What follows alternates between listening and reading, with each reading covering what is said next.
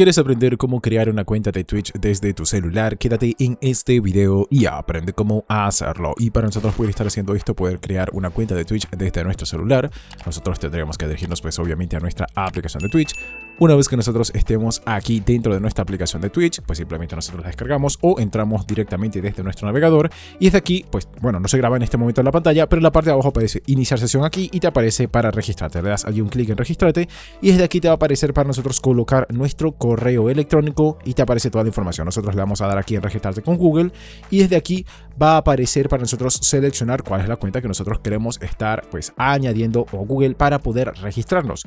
Digamos que es esta cuenta, simplemente le damos un clic, como vimos va a estar accediendo, vamos a ver que si continúo, vamos a compartir nuestro nombre, dirección de correo electrónico, nuestra foto y todo con Twitch. Aquí le tendremos que dar en continuar y una vez que estemos haciendo esto pues simplemente vamos a ver que estamos accediendo y ya directamente nosotros estaríamos pues directamente seleccionando y creando una cuenta.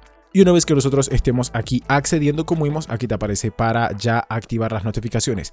No vamos a necesitar nosotros estar pues añadiendo ni nuestro nombre, ni nuestra ubicación, ni vamos a tener que añadir pues absolutamente nada, ni siquiera nuestra fecha de nacimiento, porque toda esta información la va a estar tomando de nuestra cuenta de Google, como nos mencionó anteriormente. Y ya desde aquí nosotros podemos ver pues lo que querramos ver aquí desde Twitch. Y esto fue todo. Si el video te gustó, por favor, dale like, comenta si te funcionó el método, suscríbete y dale a la campanita para que no te pierdas ninguno de nuestros videos.